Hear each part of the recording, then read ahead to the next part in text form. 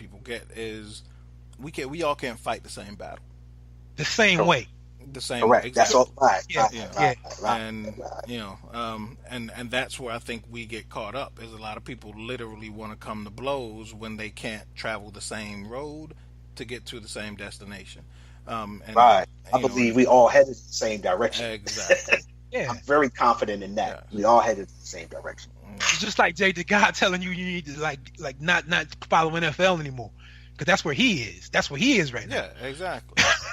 Yeah, and I can't fault him for that. Like everybody got their own weapons, and like if we all had the same weapon, we couldn't fight battles in different ways. So, Speaking of weapons, can we talk about Kyrie coming to the Knicks?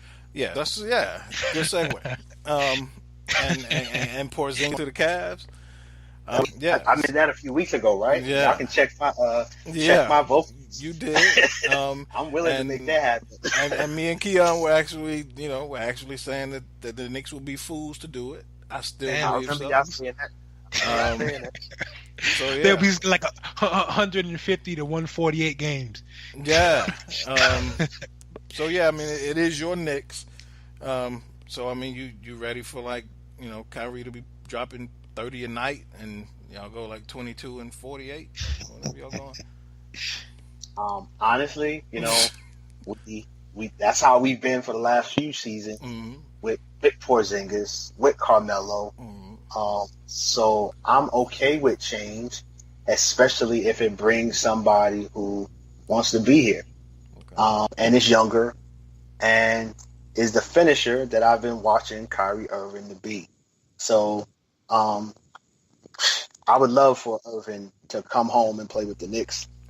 And if it means sacrificing Porzingis, especially if it means getting rid of the Noah contract, Yeah. I'm all in like Flynn with that move. So Jay, what was the other side of that? Like I've looked because it can't be Noah and Porzingis for just Kyrie. It got to be something else.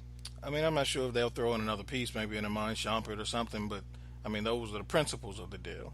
But at this point, it looks like it's like the Knicks are just still standing ground and say we are not getting rid of Porzingis. But it looks like the further along it goes, that Porzingis they still hadn't heard anything from him.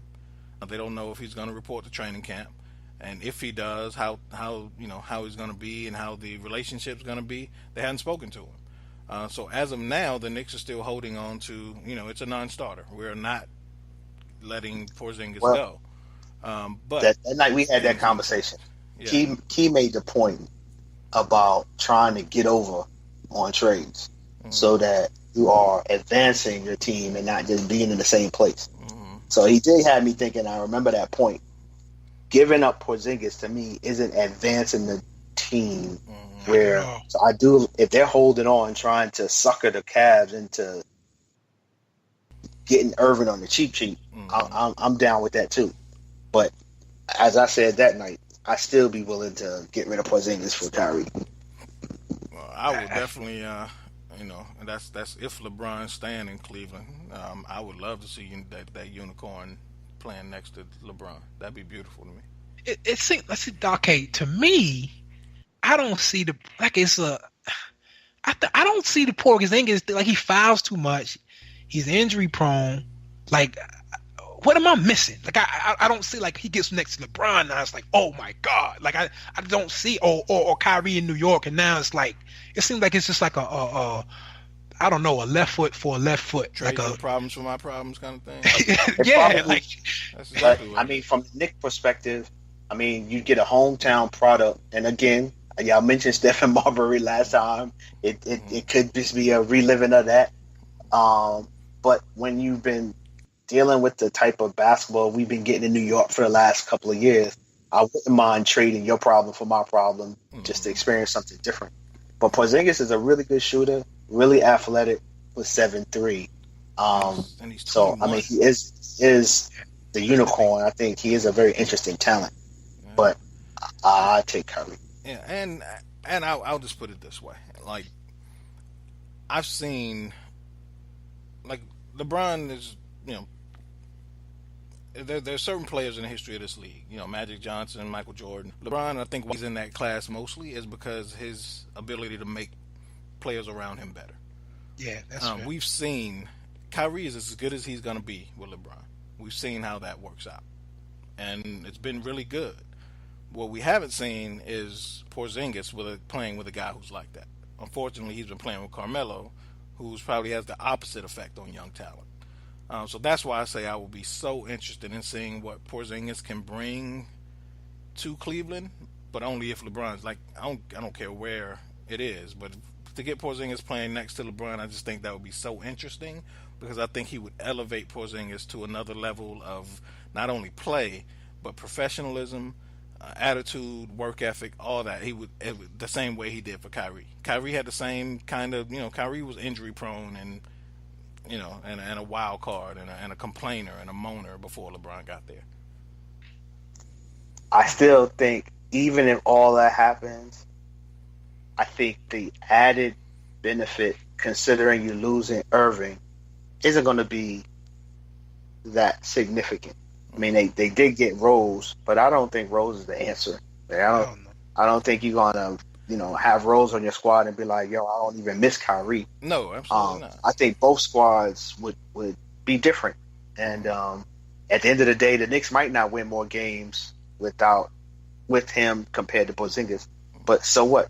Because everything being everything, I'd take Kyrie as a player. And that's what's that lineup like? So you trade Kyrie. So point guard is, I guess, Derrick Rose, J.R. Smith, LeBron. What, Porzingis center? Mm-hmm. Porzingis and Kevin Love. Porzingis and Kevin Love. I just think it's different, and throughout the course, they may not win as many games in Cleveland.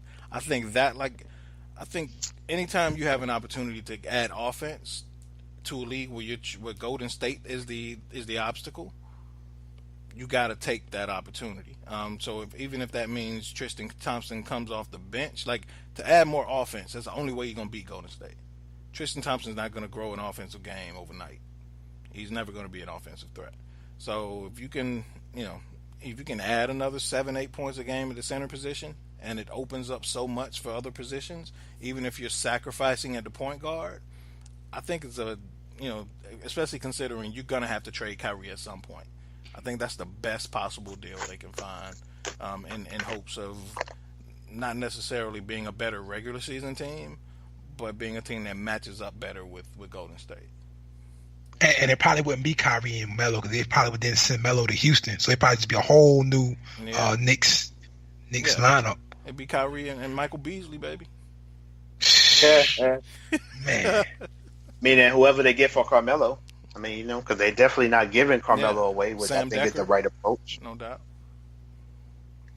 Yeah, honestly, okay, on this other question about the Cavs versus Golden State, it don't seem like they're making any kind of traction on them. I haven't heard a trade yet that makes it. Neither one of those teams are going to be Golden State. But and I just feel that, like, if you're Cleveland, if they're still, Kyrie's going to be gone at some point soon. LeBron, there's no guarantee he's going to be there, and how much longer does he have in his prime? So I would push everything, and still remain competitive. You're probably still going to go to the finals if you make that trade, and then you got a shot because you're there. You're still probably not going to win, but it sets you up better for the future because you have a building piece in Porzingis versus losing LeBron and Kyrie and having nothing. Yeah, true. And damn, oh man, at the end of the day, you can almost say that I don't know who's wrecking the team worse, the owner or LeBron. It's a sad situation. They got so much potential and they just can't get it right. Yeah, but this way I can't really.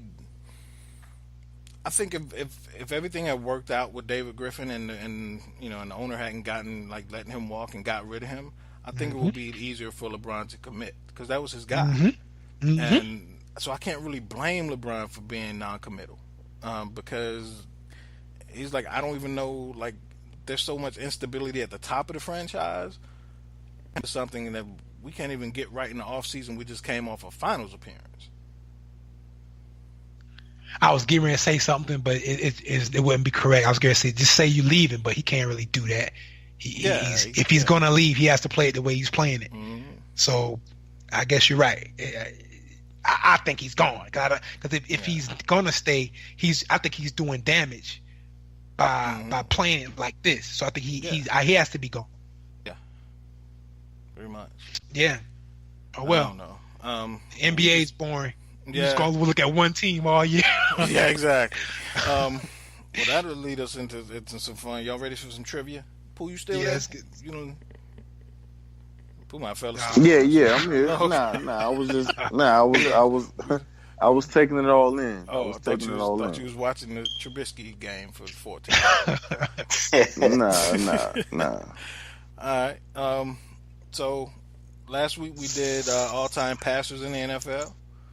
This time we'll do all-time receiving leaders in the NFL. Same rules as last week. I'll do the top 30. This is yards? Receiving yards, yes. Okay. You give me a name. If that name is not on the list, you are out. So top 30 receiving yards in the history of the NFL. You got 15 seconds to answer. Who won last week? Was it Keyonne? It was Pooh or Al. I can't remember. Al won. Yeah. Definitely wasn't me. I'm on a losing streak. Al won. So it'll be. Repeat it again, Jay. All right. So top 30 receiving yards in the history of the NFL for career. I got receivers. 5 right now. Same rules as last week. If you give me a name, if it's not on the list, you're out. Okay. All right. And for the final 2 people, if you miss it, the last person has to get one right before they win. You can't lose on a wrong answer.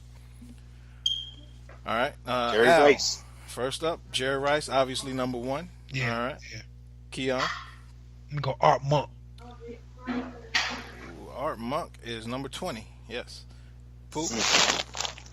Let me go with the freak, Randy Moss. Randy Moss, number 3. Al. Wow. Tim Brown.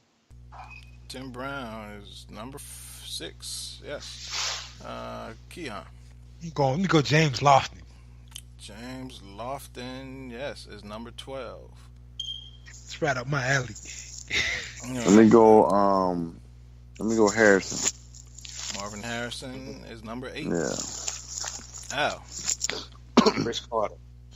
Carter is number 13. Keon. Go see, I got stuck already. Let me go damn. How about Reed? Andre Reed. Andre Reed is 17. Don't do that. Yes. All right, yeah. All right. Pooh, on you. I didn't hear, but did anyone say Terrell? Terrell is number 2. Yes. Oh, okay. Al.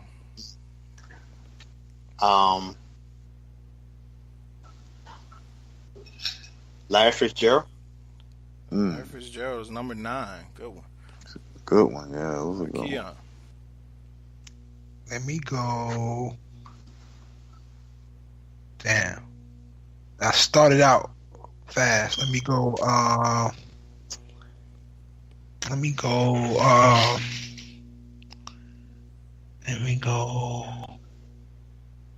7 seconds. 5. Let me go Chad Johnson, Ocho Cinco. Ooh, Chad Johnson is not on the list. Oh, man. Yeah. Surprising. All right. Pooh. Man, I may be out of here as well, but I thought I saw Steve Smith on a list. Oh yeah, he has to. Yeah. Wow. Okay. Wow. I thought for sure Chad Johnson would have been. Go ahead and choke, Al. Let me go with Michael Irvin. Let me go with the Cowboys. Is he under this? Michael Irvin is number